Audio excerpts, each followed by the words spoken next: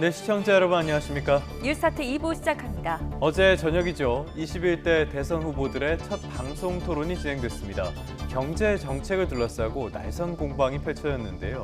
쟁점을 제대로 짚은 진지한 토론이었는지에 대해선 회의적인 시각이 적지 않아 보입니다. 특히 뭘 하겠다는 것보다는 어떻게 하겠다는 측면에서 부족한 부분이 많았습니다. 오늘은 관련 내용 살펴보고 평가까지 해보겠습니다. 경제뿐 아니라 개헌도 21대 대선의 화두로 떠올랐습니다. 그동안 개헌에 소극적이었던 이재명 후보가 대통령 4년 연임제 개헌 공약을 내놨죠.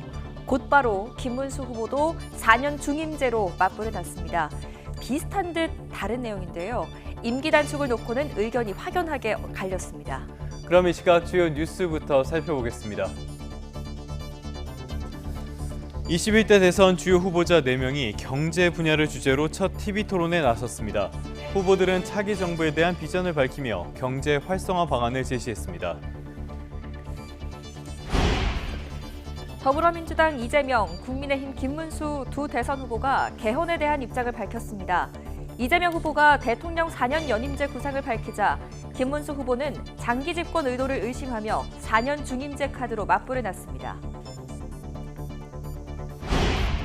내란 우두머리 혐의로 재판에 넘겨진 윤석열 전 대통령의 4번째 재판이 오늘 열립니다. 탈당 뒤 첫 공개 행보인데 별도로 입장을 밝힐지 주목됩니다.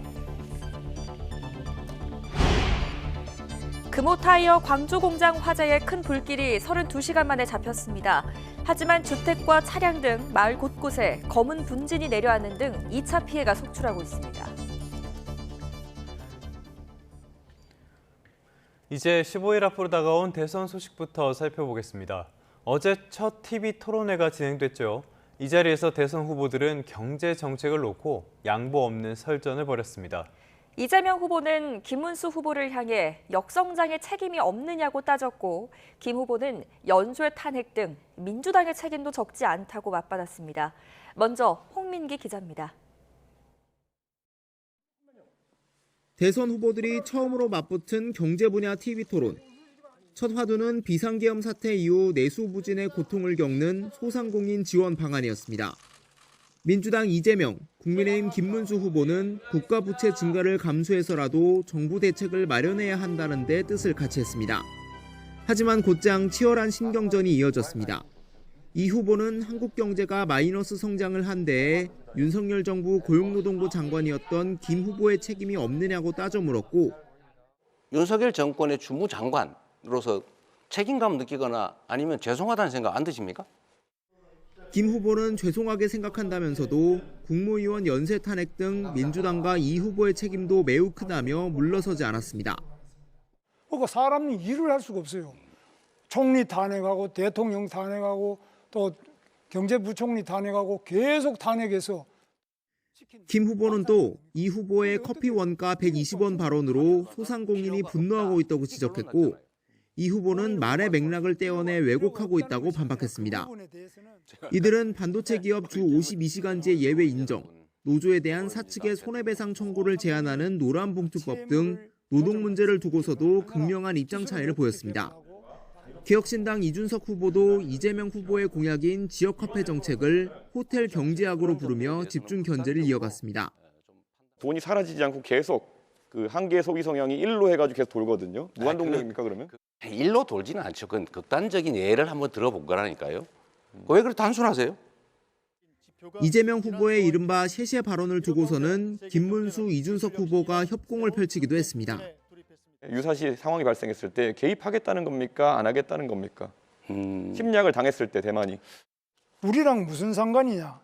중국에도 셰셰 하면 된다. 이런 식으로 이야기가 이게 굉장히 말이 많은데. 자꾸 저를 친중으로 한번 몰아보려고 애쓰시는 것 같은데 매우 부적절하다는 생각이 들고요. 민주노동당 권영국 후보는 이재명 후보를 향해선 차별금지법 제정에 소극적이라며, 김문수 후보를 겨냥해선 내란 우두머리인 윤석열 전 대통령의 대리인이라며 두 후보를 싸잡아 비판했습니다. 미국 트럼프 대통령의 관세 압박을 경제 약탈로 규정한 뒤 레드카드를 들어보이기도 했습니다. YTN 홍민기입니다. 대체 뭘 어떻게 해서 경제를 살려야 하냐. 이 부분에 있어서도 대선 주자들의 견해는 첨예하게 엇갈렸습니다. 특히 이재명, 김문수, 이준석 세 후보 모두 AI 인공지능 산업 육성에 찬성하면서도 이를 뒷받침할 에너지 정책에 대해서는 적지 않은 입장 차이를 드러냈습니다. 윤웅성 기자입니다. 후보들은 입을 모아 AI 산업을 육성해야 한다고 밝혔지만 여기에 필요한 에너지 정책에선 백가쟁명식 토론이 이어졌습니다. 이재명 후보는 원전을 활용하되 장기적으로는 재생에너지 중심으로의 전환을 주장했고 가능하면 원전을 활용은 하되 너무 과하지 않게 재생에너지 중심 사회로 전환해 가자. 이 말씀을 제가 드리는 겁니다. 김문수, 이준석 후보는 상대적으로 저렴하고 안정적인 전력 공급이 가능한 원전에 방점을 찍었습니다. 문재인 대통령처럼 거의 뭐 영화 하나 보고 그냥 원전 위험하다. 풍력 발전 같은 경우에는 킬로와트당 균등화 발전 단가가 300원 가까이 가는 그런 발전이고 김문수 후보님 말씀하시는 거는 한 50원, 60원 정도의 균등화 발전 단가. 두 분께서 저를 협공을 하면서 저한테 기회를 안 주시네요.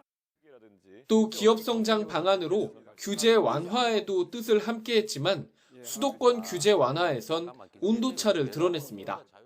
용도 규제를 완화한다든지 일반적 규제를 완화한다든지 이런 건 좀 하면 안 된다. 그건 지방에 대해서 기회를 박탈하는 거다. 지방을 우선 해제하고 그다음에 수도권도 자, 네. 합리적인 해제를 하자. 소상공인 자영업자 지원책을 두고도 이재명 후보는 지원된 정책 자금은 탕감을 해주자고 주장했지만 김문수 후보는 추가 지원에 무게를 실었습니다. 정책 자금 대출 부분은 상당 정도 탕감을 해주는 게 필요하지 않냐. 금융 지원이 특별히 필요하고 그 외에도 또 소비를 진작하기 위한 대책이 많이 필요하다고 생각합니다. 반면 권영국 후보는 시종일관 성장보다는 불평등 해결이 중요하다며 진보 진영 후보로서의 선명성을 드러냈습니다. YTN 윤웅성입니다. 이번 토론회에선 커피 한 잔의 원가가 120원이고 판매 가격은 8,000원에서 10,000원이라고 말한 이재명 후보의 발언을 두고 공방이 이어졌습니다. 자영업자들의 분노를 유발하는 발언이라는 김문수 후보의 비판에 당사자인 이재명 후보는 말을 떼어내서 맥락을 왜곡한다고 반박했습니다. 직접 들어보시죠. 뉴스를 가셔가지고 네. 커피 한 잔의 원가가 120원이라고 발언하셔가지고 지금 뭐 굉장히 시끄럽죠. 커피가 굉장히 돈이 폭리를 취하는 것처럼 이렇게 돼서 굉장히 분노를 많이 하고 있는데 이런 점은 굉장히 저는 안타깝게 생각하고요. 말에는 맥락이라는 게 있죠. 그러니까 원료값이 이 정도 드니까 가게를 바꿔서 지원해 줄 테니 새로 만들어서 닭죽을 파는 것보다는 더 나은 환경에서 더 나은 영업을 하도록 지원해 주겠다. 이 말을 한 건데 그 말을 떼내가지고 그렇게 왜곡하시면 이른바 노란봉투법 처리 역시 핵심 쟁점 가운데 하나였습니다. 노동자를 대상으로 한 사용자의 손해배상 청구를 제한하고 하청 노동자에 대한 원청 책임을 강화하는 내용이 핵심인데요. 후보들의 생각은 엇갈렸는데 직접 들어보시죠.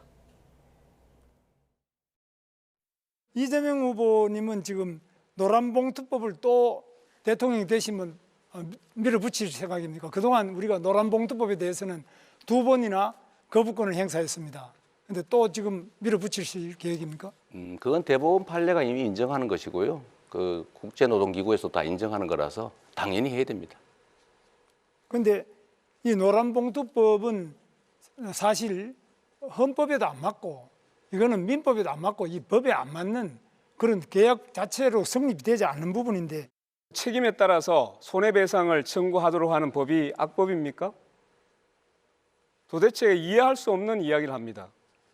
엉터리라 말도 안 된다고요? 도대체가 노동부 장관을 어디로 해먹었습니까? 서울 서부지법 폭동 사태와 관련해 지금까지 1심 선고를 받은 6명 모두 징역형이 선고됐습니다. 범행을 인정하고 반성하는 걸 참작한 경우에도 이러한 판결이 내려졌는데요. 지금 재판을 받고 있는 90여 명 가운데 상당수는 혐의를 부인하고 있죠. 그렇기 때문에 이들에 대한 처벌 수위가 어떻게 될지에 관심이 쏠립니다. 임혜진 기자입니다. 지난 1월 윤석열 전 대통령 구속영장 발부 전후로 법원 안팎에서 난동을 부린 혐의로 기소된 이들 가운데 현재까지 6명에 대한 1심 선고가 내려졌습니다. 법원에 들어가 기물을 파손하거나 경찰을 폭행한 혐의를 받는 김모 씨와 소모 씨는 각각 징역 1년 6개월과 징역 1년이 선고됐고, 취재진을 폭행한 혐의를 받는 우모 씨와 법원 담을 넘은 안모 씨에게는 각각 징역 10개월이 선고됐습니다. 경찰을 폭행한 혐의로 재판에 넘겨진 2명은 징역형의 집행유예를 선고받았습니다. 김 씨와 소 씨는 범죄 전력이 없는 초범인데다 혐의를 모두 인정하고 깊이 반성하고 있다는 점이 참작됐지만 실형을 피하지 못했습니다.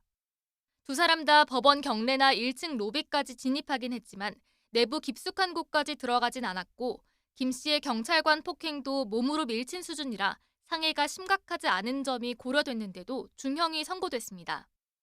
특히 형량이 더 높은 특수 건조물 침입죄가 아닌 일반 건조물 침입죄가 적용된 안 씨도 징역형이 나온 것을 보면 재판부는 법원에 무단으로 침입한 행위 자체를 법치주의를 해친 중대한 문제로 보는 것으로 해석됩니다.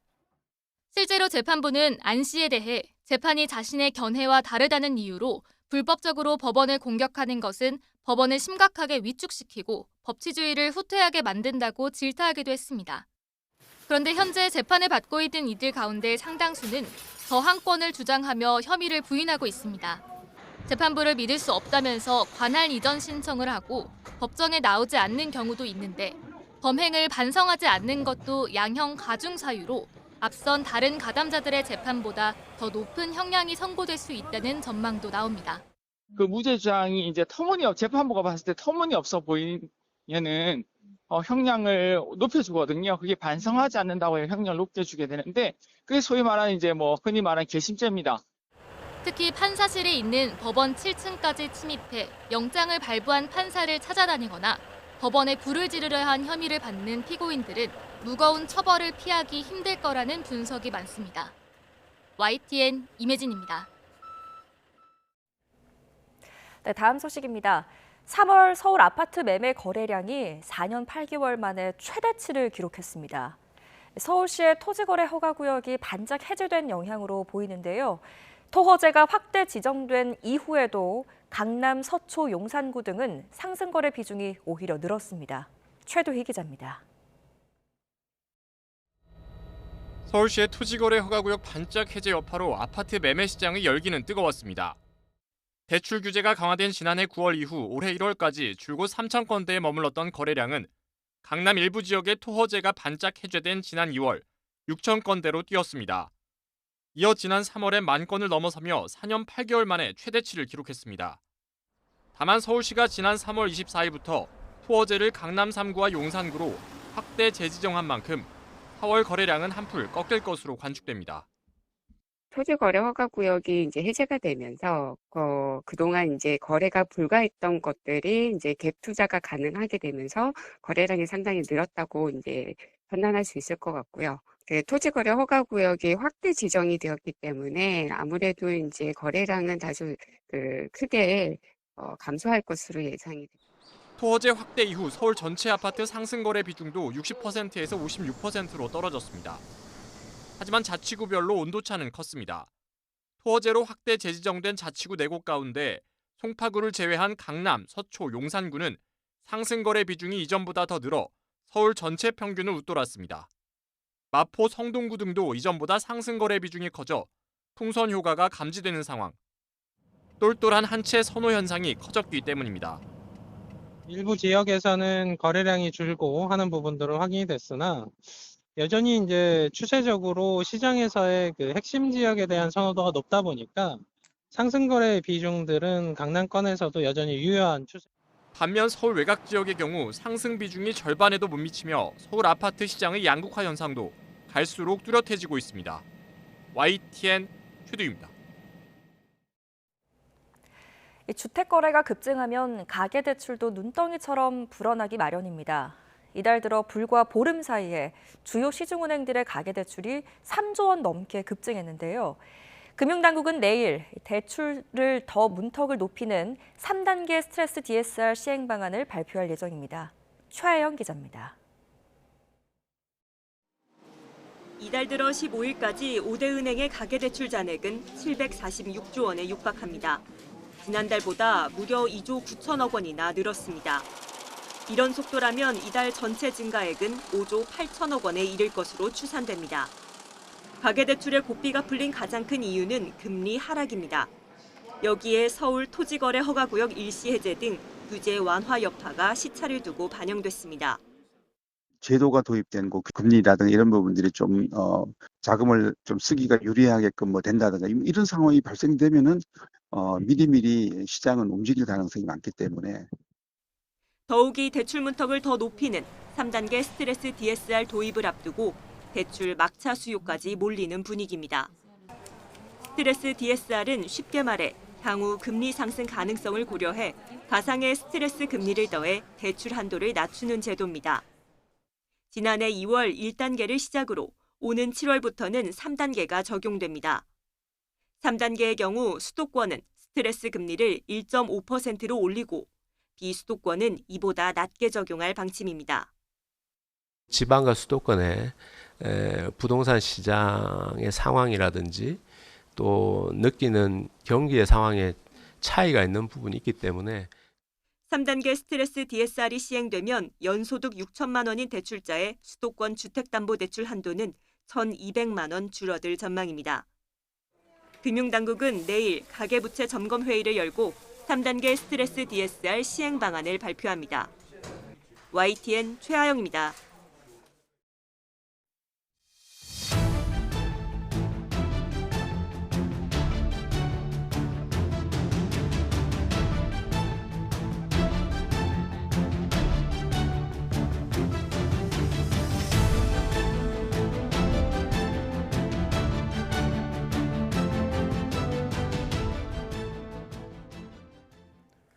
다시 대선 전국으로 가보겠습니다. 이제 대선이 코앞으로 다가왔죠. 이 시점에 개헌이 화두로 떠올랐습니다. 지금까지 개헌에 소극적이던 더불어민주당 이재명 후보가 대통령 4년 연임제 개헌을 전격 발표한 건데요. 헌법을 고쳐도 재임 중인 대통령에겐 적용되지 않는다면서 자신은 연임 대상이 아니라는 점도 분명히 했습니다. 황보이경 기자입니다. 이재명 후보가 페이스북을 통해 현행 대통령 5년 단임제를 4년 연임제로 바꾸는 개헌안을 제시했습니다. 4년 임기를 마친 뒤 차기 대선에서 다시 당선되면 최장 8년까지 대통령직을 수행할 수 있는 제도입니다. 일정 기간 뒤 재출마가 가능한 중임제와 달리 연임제는 다음 대선에서 패배할 경우 더는 출마할 수 없습니다. 앞서 4년 중임제를 제안했던 이 후보는 연임제 도입으로 중간평가가 가능해져 대통령의 책임은 강화되고 권한은 분산될 거라고 설명했습니다. 대통령 권한을 남용해서 윤석열 전 정권처럼 친위 군사 쿠데타를 하거나 그런 행위가 불가능하도록 통제 장치를 좀 더 분명하게. 이 후보는 또 대통령 결선 투표제 도입으로 민주적 정당성을 확보해 사회적 갈등을 최소화하고 감사원을 국회 소속으로 이관해 독립성을 강화하겠다고 밝혔습니다. 국무총리는 국회 추천을 받아 임명하도록 하고 공수처장과 검찰총장, 경찰청장의 임명동의제 도입과 검찰의 영장 청구권 독점 폐지 방안도 제안했습니다. 이와 함께 대통령의 계엄 선포 전 국회 승인을 얻도록 하고 본인이나 직계가족 관련 사안에는 제2요구권을 행사하지 못하게 하는 내용도 포함됐는데 윤석열 정부의 김여사 특검법 거부권 행사 등을 겨냥한 조치로 해석됩니다. 이 후보는 연임제 도입이 자신의 임기 연장을 노린 거란 주장엔 헌법 조항을 들며 선을 그었고 임기 단축 개헌 주장엔 사실상 반대 입장을 밝혔습니다. 개헌은 재임 당시 대통령에게는 적용이 없다라는 게 현 헌법 규칙에 명시되어 있기도 합니다. 국가 최종 책임자의 임기 문제는 좀 신중하게 고려할 필요가 있습니다. 이 같은 개헌안 추진을 위해 국회에 개헌특위를 만들어 논의를 시작하고 내년 지방선거나 2028년 국회의원 선거 때 국민투표에 붙이겠다는 계획입니다. 이재명 후보는 개헌에는 국민의힘 의원들의 협조가 필수적인 만큼 5.18 정신 헌법 전문 수록 등 합의된 사안부터 추진하자고 제안했습니다. 이에 대해 국민의힘 김문수 후보도 개헌안을 발표하며 이 후보에게 즉각적인 개헌 협약 체결을 요구해 개헌 논의가 본격화될지 주목됩니다. YTN 황보혜경입니다. 방금 보신 것처럼 이재명 후보가 전격적인 개헌안을 내놨고요. 여기에 대해서 국민의힘 김문수 후보 역시 자체 개헌 로드맵을 제시했습니다. 비슷한 점도 있고 다른 점도 있는데요. 가장 큰 차이점이라면 차기 대통령의 임기 단축 문제였습니다. 김철희 기자입니다. 이재명 후보의 개헌 제안에 환영의 뜻을 밝힌 김문수 후보. 그간 가다듬어온 개헌 구상을 정리해 발표했습니다. 먼저 김 후보는 2028년 4월 총선과 대선을 함께 치를 수 있도록 차기 대통령 임기를 3년으로 단축하는 이른바 임기 단축 개헌을 약속했습니다. 또 대통령 4년 중임제 개헌을 통해 제왕적 대통령제를 수술하고 대통령의 불소추 특권을 완전히 폐지해 형사재판을 받지 않을 권리도 없애겠다고 공약했습니다. 이 밖에도 사법부의 독립성은 지키고 입법부의 권력은 분산하는 내용도 제안에 담았습니다. 또 자신이 제안한 중임제는 이재명 후보의 연임제와 달리 퇴임한 뒤에는 다시 선거에 나설 수 없는 방안이라며 이 후보 측에 해명을 요구하기도 했습니다. 김 후보가 개헌 제안을 내놓는 동안 당 지도부는 탄핵에 찬성한 사람과 반대한 사람 모두를 이해하고 관용하자며 원팀을 강조했습니다. 앞으로 저희가 미래로 나아가기 위해서 국민의힘이 노력할 수 있는 부분들은 최선을 다하겠다는 말씀을 드리겠습니다. 윤 전 대통령 탈당을 계기로 모두 힘을 보태라는 요구가 거세지자 그간 지원에 다소 소극적이었던 한동훈 전 대표 역시 현장 선거운동을 예고했습니다. 우선 다가오는 화요일 부산 광안리 현장 유세를 시작으로 대구와 청주, 원주를 돌며 전국에서 지지를 호소할 계획입니다. 명확한 지원 의사를 밝히지 않고 있는 홍준표 전 대구시장에 대해선 당 차원의 특사단이 미국으로 출국해 힘을 보태줄 것을 요청합니다.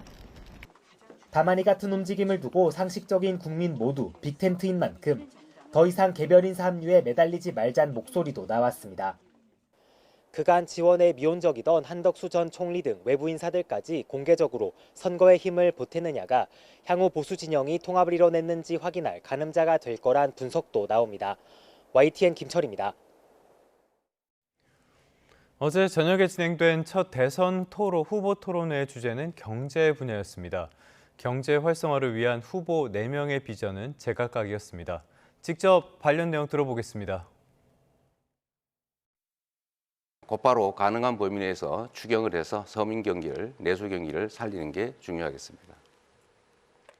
두 번째로 이제 장기 대책이 필요한데 이제 지역 계속 지속적으로 성장률이 떨어지기 때문에 이제 성장 동력을 회복해야 됩니다.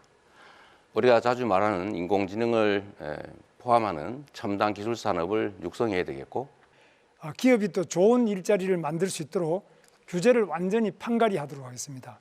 규제를 많이 없애서 기업이 해외로 나가지 않더라도 국내에서 마음 놓고 사업을 하고 또 일자리를 만들 수 있도록 하겠습니다. 지역의 경제 현실에 맞게 최저임금을 자율 조정할 수 있도록 제도를 만들겠습니다. 자영업자의 숨통부터 틔우겠습니다. 저 이준석, 포퓰리즘이 아닌 실력으로 돈풀기가 아닌 교육과 생산성으로 대한민국을 다시 성장시키겠습니다. 이대로는 안 됩니다. 성장에 가려진 불평등을 직시해야 합니다. 해답은 분명합니다. 부자 감세가 아니라 부재 정세여야 합니다. 민주노동당 권영국 후보는 국민의힘 김문수 후보를 향해 내란 우두머리 윤석열의 대리인이라고 비난하면서 사퇴를 촉구했습니다. 여기에 대해서 김문수 후보는 과한 말씀이라면서 내란죄는 헌법재판소의 탄핵 소추에서도 빠졌다고 답했습니다. 이 내용도 한번 들어보시죠. 내란 우두머리 윤석열의 대리인 아닙니까? 윤석열 때문에 치러지는 선거입니다. 무슨 자격으로 여기 나오셨습니까? 분명히 말씀드립니다. 국민 앞에 석고대죄하시고 사퇴해야 하는 것 아닙니까? 내란을 옹호하고 윤석열 씨를 비호했던 사람, 국민 여러분께서 퇴출시켜 주십시오. 지금 말씀이 좀 과한데요. 윤석열 대통령의 계엄은 잘못되었고 제가 알았다면 당연히 말렸겠습니다. 헌법재판소에서 내란위로 원래 국회에서 소추를 했다가 국민 여러분, 소추장에서 내란은 뺐습니다.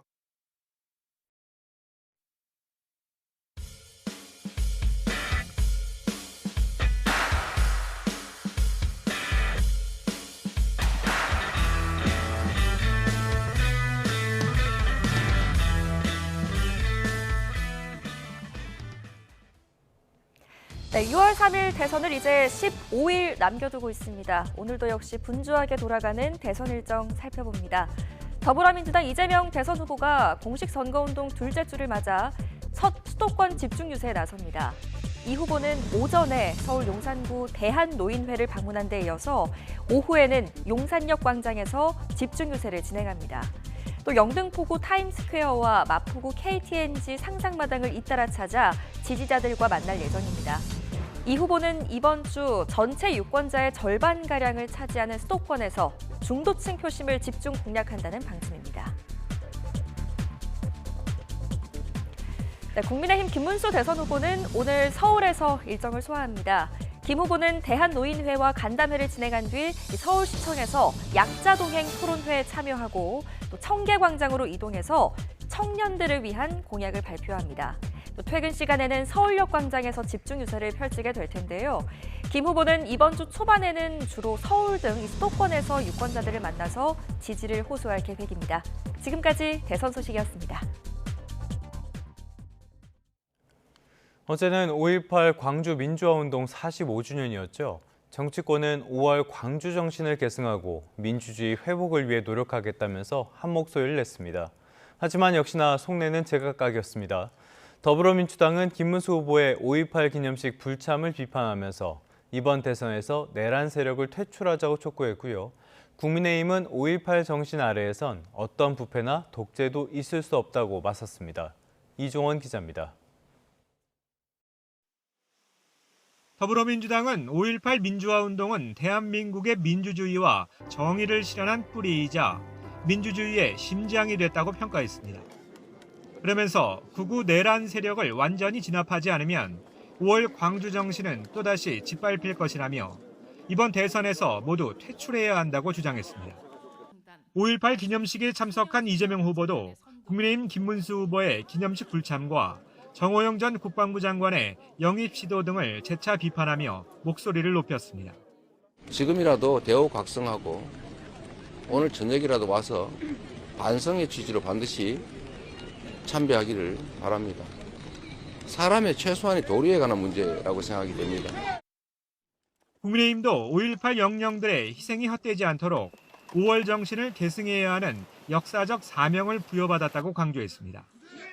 그러면서 5.18 정신 아래선 어떤 부패나 독재도 있을 수 없다며 이재명 후보의 사법 리스크와 민주당의 방탄 입법 논란을 겨냥했습니다. 김문수 후보의 5.18 기념식 불참 비판에 대해선 과거 민주화 투쟁 이력 등을 부각하며 중요한 건 진정성이라고 맞받았습니다. 정말 인권을 위해서 많은 노력을 해오셨던 분으로 알고 있습니다. 이 5월의 정신을 누구보다도 잘 알고 있는 후보가 제 김문수 후보고 그 진정성을 어제도 또 앞으로 계속 이어나갈 거라고 저는 믿습니다.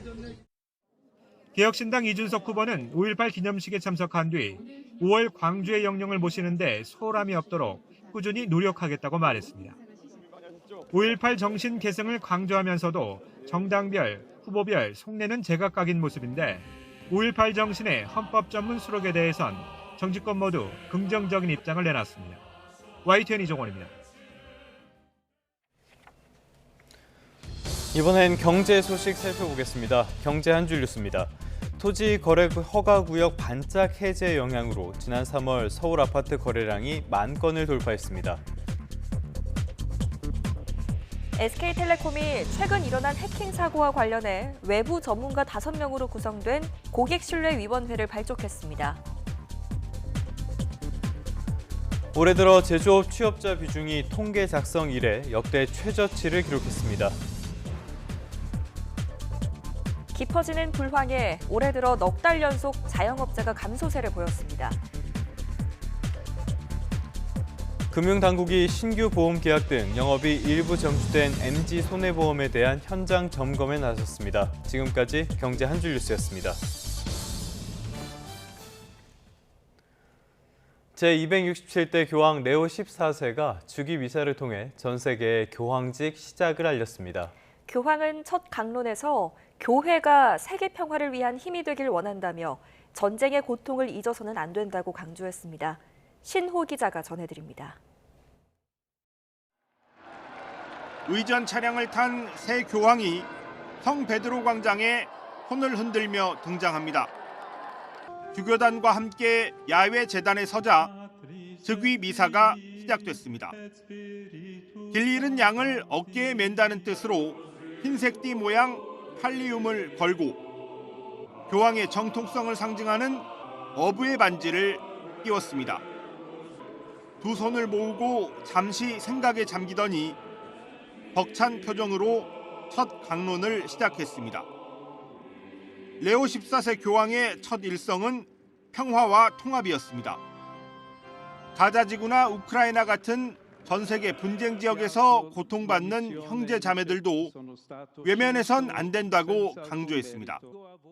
A Gaza, i bambini, le famiglie, gli anziani sopravvissuti sono ridotti alla fame. La martoriata Ucraina attende finalmente negoziati per una pace giusta e duratura. 교황의 즉위 첫날을 축하하러 온 가톨릭 신자들은 이른 아침부터 광장을 가득 메웠습니다. Everybody has their way of leadership, and everybody has their way of doing their things. And the fact that he's a people's person, that's enough for me. 전 세계 200여 개국 정부 대표와 종교 지도자들도 즉위 미사에 참석했습니다. 젤렌스키 우크라이나 대통령과 벤스 미국 부통령이 악수를 나누는 장면도 포착됐습니다. 교황 레오 14세는 우크라이나와 러시아의 회담이 성과 없이 끝나자 다음 평화회담 장소로 바티칸을 제안하는 등 전쟁 종식에 적극적인 의지를 보이고 있습니다. YTN 신호입니다. 이스라엘군이 가자지구 맹폭에 이어서 대규모 지상 작전까지 본격적으로 시작했습니다. 휴전을 압박하는 트럼프 대통령의 중동 순방이 끝나자마자 이스라엘이 사실상 가자지구 영구 점령을 노리고 있다는 분석이 나옵니다. 정유신 기자입니다. 이스라엘군 전차가 목표를 향해 포격하고 지상군이 뼈대만 남은 건물 수색에 나섭니다. 곳곳에서 자욱한 포용과 함께 중장비가 이동하는 모습도 보입니다. 이스라엘군이 가자 북부와 남부에서 광범위한 지상작전에 돌입했다며 관련 성명과 영상을 공개했습니다. 이른바 기드온의 전차 작전의 일환으로 트럼프 대통령이 중동 순방을 마친 뒤 본격화됐습니다. 이번 지상전 대상에는 하마스의 무기고와 은시처 등이 포함됐고 가자 지구를 영구 점령하는 것이 목표로 보인다고 외신들은 전했습니다. 앞서 나흘간 이스라엘군의 대규모 공습으로 가자 지구에선 400명 넘게 숨졌다고 가자 보건부가 밝혔습니다. 이스라엘군은 북부 자빌리아와 인근 주민들에게 대피령을 내린 상태입니다. 국제사회는 병원과 거주지를 겨냥한 폭격과 인도적 지원 거부는 인종 청소나 다름없다고 비난하고 있습니다.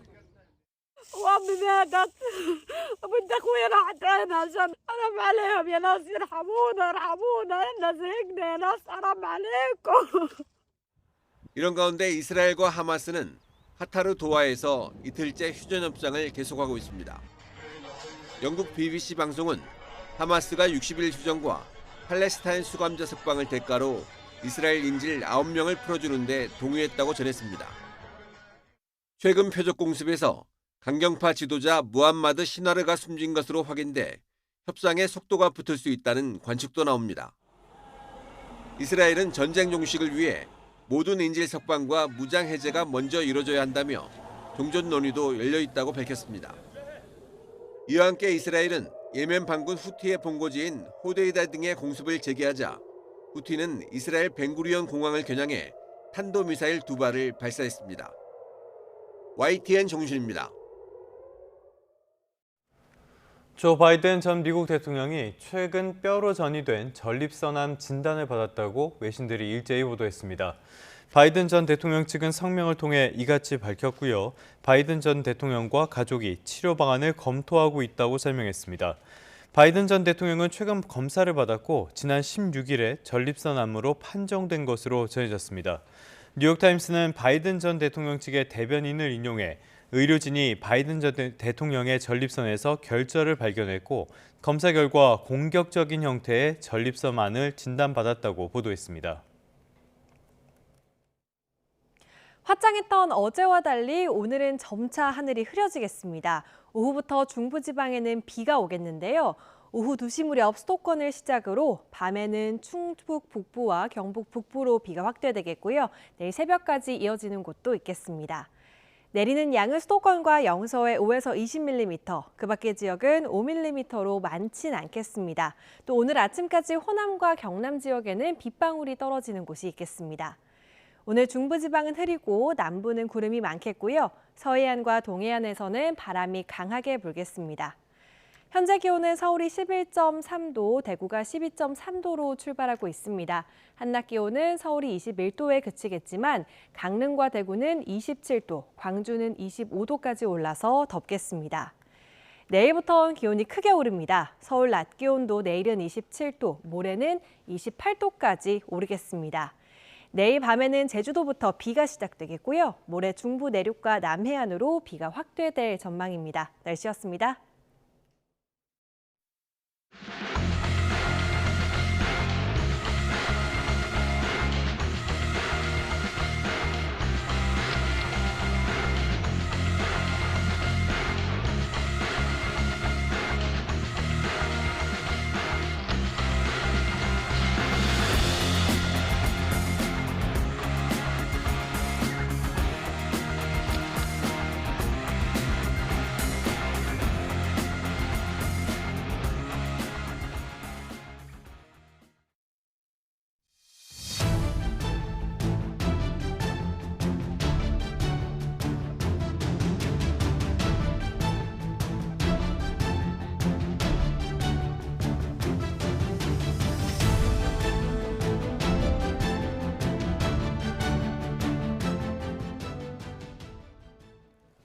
이번에는 미국으로 가보겠습니다. 관세 정책을 진두지휘하는 스콧 베선트 미국 재무장관, 협상에 협조적이지 않은 국가에는 높은 관세를 적용하겠다고 경고했습니다. 베센트 장관은 지금은 18개국과의 협상에 집중하고 있다면서 교역 규모가 작은 나라들은 지역별로 묶어서 관세율을 부과할 방침을 시사했습니다. 워싱턴 홍상희 특파원입니다. 관세 협상에 나선 교역국들을 향해 미 재무장관은 성실한 협상 태도를 주문했습니다. CNN과의 인터뷰에서 스콧 베센트 장관은 선의로 협상하지 않는 나라들은 결국 고율의 상호관세 고지서를 다시 받게 될 거라고 경고했습니다. We have a 90-day pause. President Trump has put them on notice that if you do not negotiate in good faith, that you will ratchet back up to your April 2nd level. 현재 미국은 18개 국가와의 협상에 집중하고 있다면서 소수를 제외하면 비관세 장벽 완화 등 좋은 제안을 해오고 있다고 말했습니다. 나머지 교역 규모가 작은 나라들은 개별 협상이 아닌 지역으로 묶어 관세율을 결정할 방침을 시사하기도 했습니다. There are a lot of smaller trading relationships that we can just come up with a number. My other sense is that we will do a lot of regional deals. This is the rate for Central America. This is the rate for this part of Africa. 트럼프 대통령의 관세 협상 전술로는 전략적 불확실성을 꼽았습니다. Strategic uncertainty is a negotiating tactic. So if we were to give too much certainty to the other countries, then they would play us in the negotiation. 월마트가 관세 부과를 이유로 가격 인상을 예고한 데 대해서는 트럼프 2기 집권 이후 4년 만에 인플레이션이 하락하고 있다며 관세 협상이 끝나면 미국 경제는 훨씬 더 나아질 거라고 확신했습니다. 카타르 왕실의 항공기 선물을 둘러싼 논란에 대해 묻자 과거 프랑스가 선물했던 자유의 여신상과 마찬가지로 항공기도 트럼프 대통령이 아닌 미국 정부에 대한 선물이 될 거라고 강조했습니다. 워싱턴에서 YTN 홍상입니다. 제이디 벤스 미국 부통령과 젤렌스키 우크라이나 대통령이 백악관 충돌 이후 처음으로 만났습니다. 전쟁 상황에 대한 논의를 이어갔습니다.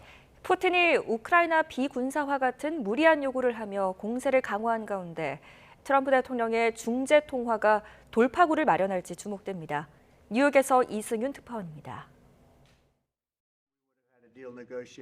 지난 2월 백악관에서 충돌했던 제이디 벤스 미국 부통령과 볼로디미르 젤렌스키 우크라이나 대통령. Disrespectful to come to the Oval Office of the United States of America and attack the administration that is trying to prevent the destruction of your country. 언쟁 이후 다시 만난 두 사람은 대러시아 제재와 이스탄불 평화회담, 포로 교환 문제 등을 논의했습니다. 젤렌스키는 러시아가 의사결정 권한이 없는 하위 대표단을 보냈다며 가능한 한 빠른, 완전하고 무조건적인 휴전을 강조했습니다. 백악관 방문 당시 감사를 표하지 않았다는 비판을 의식한 듯 미국 국민의 지지와 리더십에 감사의 뜻도 표했습니다. 트럼프 미국 대통령은 현지 시각 19일 푸틴 러시아 대통령 젤렌스키와 순차 전화 통화를 하고 3년 3개월째 이어진 전쟁을 멈추기 위한 중재 협상에 나섭니다. 하지만 푸틴은 우크라이나의 나토 가입 포기와 비군사화, 친서방 정권 퇴진을 주장하고 있어 중재가 쉽지 않을 전망. Этот результат – это устранение причин, которые вызвали этот кризис, создание условий для долгосрочного устойчивого мира и обеспечение безопасности российского государства. 러시아는 우크라이나에 최대 규모의 드론 공격을 가하며 주도권 잡기에 나섰습니다. 최근 트럼프 대통령이 중재 외교 초반에 보인 친러 성향에서 한 발 물러선 모습을 보이고 있는 가운데 푸틴과의 통화에서 변화를 끌어낼지 관심이 쏠리고 있습니다. 뉴욕에서 YTN 이승윤입니다. 주말 사이에 큰 화재가 있었죠. 장기화 우려가 컸는데요. 금호타이어 광주 공장 화재의 큰 불길이 32시간 만에 잡혔습니다. 소방당국이 전국에서 온 특수장비를 총동원해 안간힘을 쏟은 끝에 예상보다 빨리 진화가 이루어졌습니다. 김근우 기자입니다. 공장이 폭격을 맞은 듯 폐허로 변했고 시커멓게 그을린 건물은 앙상하게 뼈대만 남았습니다. 광주 금호타이어 공장 화재의 큰 불길이 만 하루를 넘긴 진화 작업 끝에 잡혔습니다. 내부에 가연성 물질이 많아 화재가 장기화할 수 있다는 우려까지 나왔지만 타이어가 가득했던 공장 이동으로 불이 번지지 않게 막아내며 예상보다 빨리 진화에 성공했습니다. 일반 펌프차 수십 대 위력을 가진 대용량 포방사 시스템과 소방 헬리콥터까지 국가 소방동원용으로 전국에서 온 특수 진화 장비가 큰 역할을 했습니다. 소방당국은 대응 단계를 낮추고 혹시 모를 재발화 방지에 주력할 계획입니다. 매몰된 곳 밑에 있는 공간이나 이런 데에 도깨비불처럼 인화물질이 타고 있는 그런 것들밖에 없었습니다. 그리고 설령 완전히 됐다 할지라도 이곳에 소방정은 상주시킵니다. 금호타이어는 광주 공장의 모든 생산을 중단하고 화재 조사에 협력하기로 했습니다. 이번 화재는 타이어 원료인 생고무를 가열하는 산업용 오븐에서 시작된 거로 추정됩니다. 소방당국은 현장이 모두 정리되는 대로 금호타이어 측과 함께 정확한 원인 파악에 나설 계획입니다. 평상시에는 그 발화가 됐던 마이크로웨이브 그 시설에서 방화문이 정상적으로 작동됐던 걸로 파악을 하고 있습니다. 붕괴 위험도 있고 열기가 남아있어서 못 들어간다고 합니다. 그래서 소방이 통제하고 있고 끝나면 저희들이 그 전문가들한테 들어가서 예상되는 피해 금액만 수천억 원에 공장이 다시 가동되려면 얼마나 시간이 걸릴지는 기약할 수도 없는 상황입니다. 연기에 수백 명이 대피하는 등 주민 피해도 큰 만큼 광주 광산구청은 정부에 특별재난지역 지정을 건의하기로 했습니다. YTN 김근우입니다. 금호타이어는 광주 공장 화재로 피해를 본 지역 주민에게 최대한 보상하고 타이어 공급 안정화에 나서겠다고 밝혔습니다. 금호타이어는 입장문을 내고 이번 화재로 인한 지역 주민의 피해가 확인되는 대로 보상할 수 있도록 노력하겠다고 전했습니다. 또 완성차 업체 타이어 공급 문제는 신차용 타이어 공급이 안정화될 수 있도록 업체와 긴밀히 조율하고 있다고 설명했습니다. 금호타이어는 피해 복구와 생산 정상화를 위해 비상 대응 체제를 가동하고 있고 광주 공장 생산 제품을 다른 공장에서 생산하는 방안을 검토하고 있다고 전했습니다. 새벽 시간에 금은방 절도를 시도한 30대가 경찰의 현행범으로 체포됐습니다. 사람과 차가 다니는 장소에서 절단기로 철제 셔터를 자르는 모습이 CCTV에 고스란히 담겼습니다. 차상은 기자입니다. 자정이 조금 지난 시각, 인도에 앉아있던 여성이 금은방 건물 쪽으로 다가갑니다. 손에 든 것은 절단기. 안쪽을 잠시 들여다보고는 굳게 닫힌 철제 셔터를 자르기 시작합니다. 주변에 지나가는 차와 사람이 있는데도 아랑곳하지 않습니다. 부산 범일동에 있는 금은방 밀집 거리에서 30대 A씨가 절도를 시도하는 모습입니다. 절단기로 셔터를 뜯는 것을 본 시민이 경찰에 신고하면서 A씨는 이곳에서 현행범으로 체포됐습니다. 범행 시도부터 체포까지 걸린 시간은 10분 정도. 신고를 받고 출동한 경찰이 현장에 도착했을 때 A씨는 도망가지 않고 태연히 인도에 앉아 있었습니다. 셔터 일부만 파손됐고 A씨가 안쪽으로는 들어가지 못해 다른 피해는 없었습니다.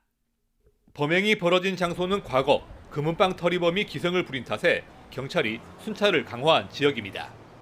경찰은 A씨 단독 범행으로 보고 있습니다. 또 절단기를 미리 준비하는 등 사전에 범행을 계획한 것으로 보인다며 특수절도 혐의를 적용해 구속영장 신청도 검토하고 있다고 밝혔습니다. YTN 차상입니다.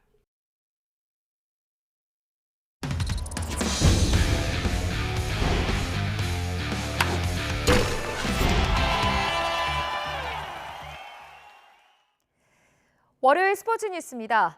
프로야구 롯데가 부상에서 돌아온 전민재의 결정적인 3점포를 앞세워 삼성의 주말 3연전을 싹쓸이했습니다. 한화가 18경기 연속 홈구장 매진 기록을 세운 가운데 프로야구는 역대 최소 경기 400만 관중도 돌파했습니다. 이경재 기자입니다. 롯데는 3회 고승민의 2타점 적시타로 먼저 2점을 달아났습니다. 결정적인 상황은 5회였습니다. 선두타자 장주성이 삼성 이승현이 던진 속구의 헬멧을 맞아 출루했고 삼성 마운드는 양창섭으로 바뀌었습니다. 계속된 롯데의 투아웃 2, 3루 찬스. 전민재는 양창섭의 슬라이더를 힘껏 잡아당겨 왼쪽 담장을 넘겼습니다. 지난달 29일 공을 얼굴에 맞아 빠졌다가 전날 대타로 돌아와 안타와 타점을 기록했고 선발로 복귀한 첫날 결정적인 석점포를 날린 겁니다. 롯데는 복덩이 전민재의 활약에 마운드에서 선발 데이비스의 6이닝 1실점, 마무리 김원중의 3경기 연속 세이브를 더해 6대3으로 승리하고 삼성전 3연전을 모두 쓸어담았습니다. 쉬면서 이렇게 좋은 감을 유지를 계속할 수 있을까라는 걱정을 좀 하긴 했는데 어제 안타가 바로 나오는 바람에 이렇게 좀 자신감을 많이 얻어서 좋았던 것 같아요. 선두 경쟁을 펼치는 한화의 대전 홈구장은 18경기 연속 가득 찼습니다. KBO 리그 홈경기 매진 신기록. 그러나 한화는 선발 류현진이 4실점하고 3이닝 만에 내려갔고 고명준의 3점 홈런 포함 4타점을 허용하며 SSG에 7대3으로 졌습니다. 1회 박동원, 3회 문보경이 차례로 투런 홈런을 날린 LG는 KT를 5대1로 눌렀고 선발 라일리가 8회까지 1안타 무실점으로 호투한 NC는 키움을 5대0으로 물리쳤습니다. 기아는 연장 10회 한준수의 끝내기로 두산을 5대4로 꺾고 4연승을 달렸습니다. 주말 관중몰을 이어간 프로야구는 역대 최소 경기 400만 관중을 돌파했습니다. YTN 이경재입니다. 옛 용인 종합운동장 부지에 박세리 전 골프 국가대표 감독의 이름을 딴 스포츠문화 복합시설이 문을 열었습니다. 골프 꿈나무 양성과 지역 주민 교류의 장으로 기대를 모으고 있습니다. 최명신 기자입니다. 한 체험객이 드라이버 스윙을 한 뒤 비거리와 자세를 분석합니다. 전시실에선 골프 전설 박세리가 1998년 US 여자 오픈에서 맨발 투혼으로 우승했던 명장면을 만나볼 수 있습니다. 오랜 기간 활용처를 찾지 못하던 옛 용인 종합운동장 주 관람석이 지상 3층, 연면적 1,700여 제곱미터 규모의 스포츠 복합 문화공간으로 재탄생했습니다. 박세리 전 감독의 이름이 붙은 만큼 골프 꿈나무를 키우는 데 주안점을 둘 예정입니다. 특히 지역 학교와 협력해 저학년 초등학생들이 손쉽게 골프를 접할 수 있도록 커리큘럼 개발에도 힘을 쏟기로 했습니다. 하나하나 잘 단단하게 뿌리를 잘 내려서 대한민국에 이런 곳이 있다라는 거를 각 나라에도 인식을 시켜주고 싶은 욕심도 있는 거죠. 시설은 북토크 콘서트와 소상공 벼룩시장 등 지역 주민을 위한 복합문화 플랫폼으로도 활용됩니다. 시민들께 큰 즐거움을 드리는 공간으로 만들기 위해서는 더욱더 많은 프로그램이 가동이 돼야 된다고 생각을 하고 많은 상상력이 발휘돼야 한다고 생각을 합니다. 세리박 위드 용인은 월요일과 국가 공휴일을 제외하곤 상시 무료로 이용 가능합니다. YTN 최명신입니다. 프로축구 K리그1 수원FC가 선두 대전을 물리치고 최하위에서 탈출했습니다. 수원FC는 후반 37분 세트피스 기회에서 최규백의 선취골에 이어 안데르손이 내리 2골을 추가하면서 3대0으로 승리했습니다. 수원FC는 승점 석점을 챙겨 10위로 2계단 뛰어 올랐습니다.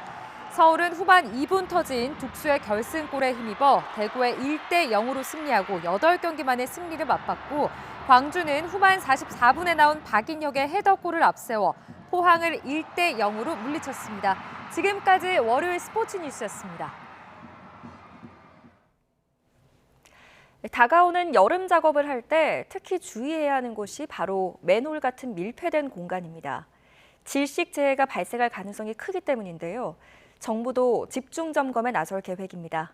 송재인 기자입니다.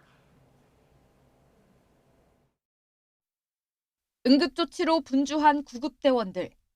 지난 4일 전북 전주 제지공장 맨홀에 청소하러 들어갔던 작업자는 자신을 구하러 온 또 다른 동료와 함께 안타까운 목숨을 잃었습니다. 꽉 막힌 공간에서 가스에 중독되고 만 겁니다. 맨홀, 폐수 처리 시설, 정화조 등 환기가 어려운 작업장에서는 매년 비슷한 사고가 반복되고 있습니다. 최근 10년 동안 이런 밀폐 공간에서 산소 부족이나 유해가스 중독으로 산업재해자 298명이 발생했는데 이 가운데 42%가 숨졌을 정도로 치명적인 재해입니다. 날씨가 더워지면 유해가스 발생률이 커져 위험도는 더욱 높아지는데 10년간 발생한 사망사고의 30% 이상이 여름철인 6월에서 8월 사이에 발생했습니다. 정부가 본격 여름철을 앞두고 사고 예방을 위해 집중점검을 시행하는 이유입니다. 전문가들도 개별 노동자들의 대처보다는 사업장 차원의 사전 점검이 중요한 재해라고 강조합니다. 들어가서 얼마 안 있다가 바로 이렇게 사망할 수가 있거든요. 그래서 가장 좋은 것은 사전에 일단 측정을 해보는 거고요. 뭐 메탄 가스라든지 또는 뭐 이산화탄소라든지 또 유황가스 같은 것. 관련 사업장은 산업안전보건공단에서 관련 측정기와 환기 장비, 보호구 등을 지원받을 수도 있습니다. YTN 송재인입니다. 건강보험 자격을 취득한 내국인이 지난 4년 사이 3만 2천여 명 줄어든 것으로 나타났습니다. 반면 중국인은 2만 6천여 명이 증가하는 등 외국인 취득자가 늘면서 일부에선 건보 상호주의가 필요하다는 지적이 나옵니다. 최기성 기자입니다. 국민건강보험 취득 내국인이 2020년 29만 4천여 명에서 지난해 26만 2천여 명으로 줄었습니다.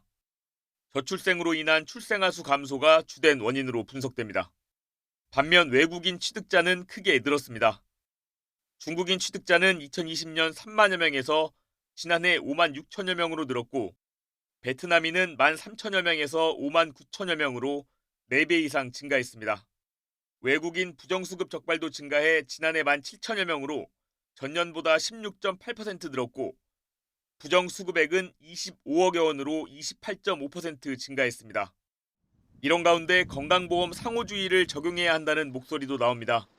국민의힘 김미애 의원은 내국인 건보 취득자는 감소하는데 외국인은 급증하는 상황에 맞는 정책이 필요하다면서 상호주의 적용 법안을 발의했습니다. 외국인 본국의 보험이 한국인에게 적용되지 않으면 그 외국인도 우리 건보에 가입할 수 없게 하자는 내용입니다.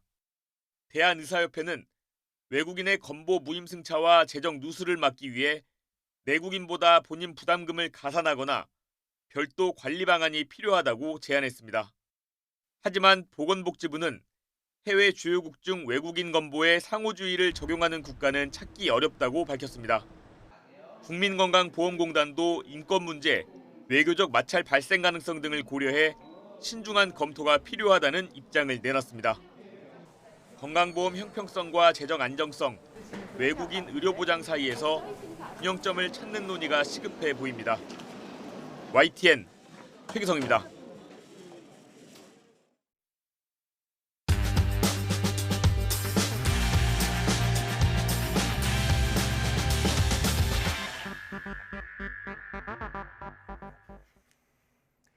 (5월 19일) 월요일 스타트 브리핑 시작합니다. 오늘도 대선 관련 기사들 먼저 준비했습니다.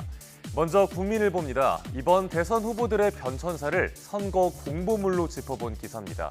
각자 어떤 점을 강조해 왔는지 또 어떤 게 바뀌었는지 살펴보겠습니다. 민주당 이재명, 국민의힘 김문수, 개혁신당 이준석 세 후보의 과거 선거 포스터입니다. 이재명 후보는 유능함을 강조해왔고요. 김문수 후보는 보수전사로의 변신을 앞세웠습니다. 이준석 후보는 젊음과 참신함을 어필한 게 특징입니다. 좀 더 구체적으로 들여다볼까요? 이재명 후보는 19년 전 성남시장 출마 당시에도 무능과 부패를 저격하는 문구를 내걸었습니다. 이후에는 유능한 행정가로서의 면모를 강조하고 무상 시리즈로 대표되는 복지정책에도 힘을 줬습니다. 다만 지난 2022년 대선 때부터는 무상 공약은 공보물에서 사라졌습니다. 김문수 후보가 보수전사로 거듭난 건 2010년 경기지사 출마 즈음입니다. 이때는 공보물에 민주화와 노동운동 이력을 지우면서 보수 색채를 드러냈습니다. 이번 대선에는 노동운동 이력을 다시 전진 배치했는데요. 중도 외연을 확장하려는 전략으로 보입니다. 이준석 후보는 2018년에 선거 공보물 전체를 컬러 만화로 제작하기도 했죠. 지난 대선에 이어서 이번에도 QR코드를 통해서 공약을 볼 수 있게 했습니다. 작년 총선 땐 손편지 형식의 공보물로 호평을 받았습니다. 이렇게 각 후보들의 정치 여정과 선거 전략이 담겨 있는데요. 이번 대선엔 어느 후보의 선거 공보물이 가장 눈에 들어오시는지도 궁금합니다. 다음 서울신문입니다. 이번엔 각 후보들이 존경하는 인물이 누군지 비교해봤습니다.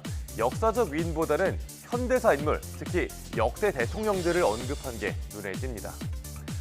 이재명 후보는 백범 김구 선생을 본받고 싶은 인물이자 롤모델이라고 여러 차례 밝혀왔습니다. 또 프랭클린 루즈벨트 전 미국 대통령도 꼽았는데요.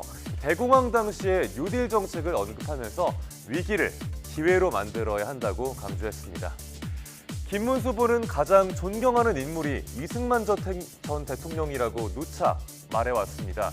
지난 2월에는 대한민국의 가장 진보적인 분이라고 평가를 하기도 했고요.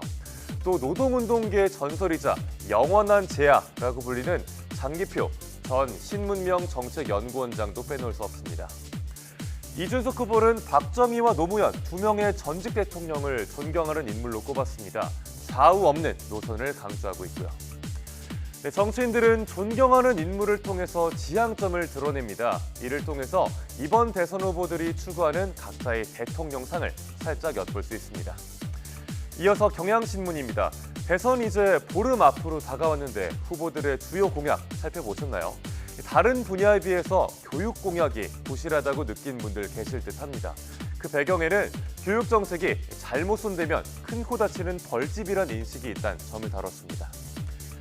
주요 후보들의 교육 공약을 보면 서울대 10개 만들기, 또 서울대 지역거점제 공동학위제 활성화 정도가 눈에 띕니다. 이마저도 20여 년 전부터 논의돼 왔던 정책들이고요. 대부분은 기존의 교육 정책과 겹치는 게 많습니다. 고교학점제나 AI 교과서 등 논쟁적인 교육 현안에 대해서도 언급이 없었습니다. 정책 잘못 냈다가 표심을 잃을 우려에 후보들이 교육 공약을 소극적으로 제시했다고 신문은 분석합니다. 사교육 정책도 방향만 있을 뿐 방법은 제시가 되지 않거나 또 실효성에 물음표가 붙습니다. 국가교육위원회가 제 기능을 못하는 상황이라 더 아쉬움이 큰 상황인데요. 전문가들은 후보들의 교육 철학과 지향점이 보이지 않는다고 지적하고 있습니다. 마지막 기사 보겠습니다. 치킨 3만 원 시대 정말 오는 걸까요? 치킨 업계에 비상이 걸렸습니다. 브라질산 닭고기 수입이 전면 중단됐기 때문입니다. 브라질은 세계 1위의 닭고기 수출국이자 2위 생산국입니다. 그런데 브라질 농장에서 고병원성 조류 인플루엔자가 발생하면서 닭고기 수입에 빨간불이 켜졌습니다. 닭고기 수입량의 약 90%가 브라질산인 우리나라는 직격탄을 맞게 됐습니다. 이번 조치로 인해서 닭고기 수입선이 올스톱된 셈입니다. 엎친 데 덮친 격으로 국내산 닭고기도 수급난인데요. 조류 인플루엔자 확산과 이상 기온 등으로 안정적인 수급이 어려운 상황입니다. 안 그래도 이제 2만 원을 상회하는 치킨값인데 브라질산 닭고기 수입이 계속 막히면 더 오를 수 있다는 우려가 나옵니다. 다만 정부는 다음 달 말부터 국내 수급 상황은 좀 나아질 걸로 보고 있습니다. 5월 19일 아침 신문 살펴봤습니다. 지금까지 스타트 브리핑이었습니다.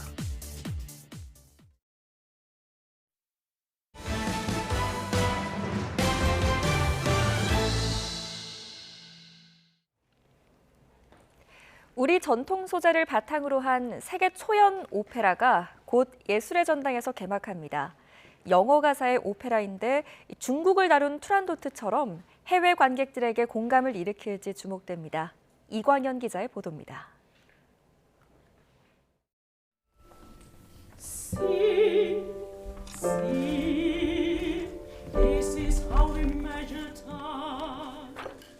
알 수 없는 이유로 물과 관련한 재앙이 계속되는 가상의 왕국을 배경으로 한 오페라 물의 정령 연습실입니다. 물시계와 물귀신을 다룬 신작 오페라로 국내외 제작진이 협업한 무대입니다. Like Turandot or Madame Butterfly, I think this is a very important question and a very important conversation that we're having right now in opera. But I hope that audiences not only in Korea but around the world will. 한국만이 표현할 수 있는 뿌리 깊은 우리 문화를 보통 오페라와 달리 영어 가사로 전달합니다. 이태리어나 독일어로 많이 공연되던 장르였던 오페라를 그래도 지금 사람들이 제일 많이 쓰고 있는 언어인 영어로 한번 해보면 어떨까? 공주와 장인이란 두 여성 캐릭터를 중심으로 펼쳐지는 서사지만 작품의 본질은 따로 있습니다. 물이라고 하는 소재를 다루고 인간과 자연의 어떤 관계에 대해서 다루고 있는 작품이라고 말씀드리고 싶습니다. 그래서 크게 뭐 여자 주인공 둘이 이끌어가는 오페라라기보다는 올드 제너레이션에서 영 제너레이션으로 이렇게 인생의 그리고 사회의 무게 중심이 옮겨가는 이야기라고 생각하시면 조금 이해가 더 편하실 거라고 생각합니다. 타이완 타이중 극장과 호주 시드니 오페라 하우스 등 해외 공연을 목표로 하는 물의 정령. 미국 뉴욕에서 데드맨 워킹으로 주목받은 스티븐 오즈굿이 국립 심포니 오케스트라의 연주를 지휘합니다. YTN 이광현입니다.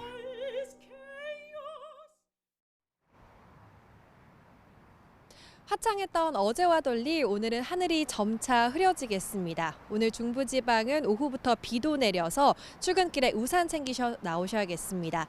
남부지방은 하늘만 흐리겠지만 낮 기온이 크게 올라 덥겠는데요. 낮엔 덥더라도 일교차가 15도 안팎으로 크기 때문에 얇은 겉옷은 챙겨서 나오셔야겠습니다.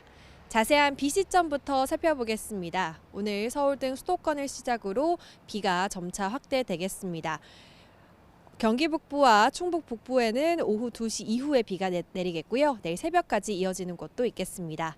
내리는 양은 수도권과 영서에 5에서 20mm, 그 밖의 지역은 5mm 안팎으로 많진 않겠습니다. 오늘 아침까지 호남과 경남에는 빗방울이 떨어지겠습니다. 현재 기온은 서울이 11.3도로 선선하게 출발합니다. 한낮에는 서울이 21도로 비교적 선선하겠지만 강릉과 대구는 27도, 광주는 25도까지 올라 덥겠습니다. 내일은 기온이 더 오릅니다. 서울 낮 기온도 내일은 27도, 모레는 28도까지 치솟아서 덥겠습니다. 내일 밤에는 제주도에 비가 시작되겠고요. 모레는 중부 내륙과 남해안으로 확대될 전망입니다.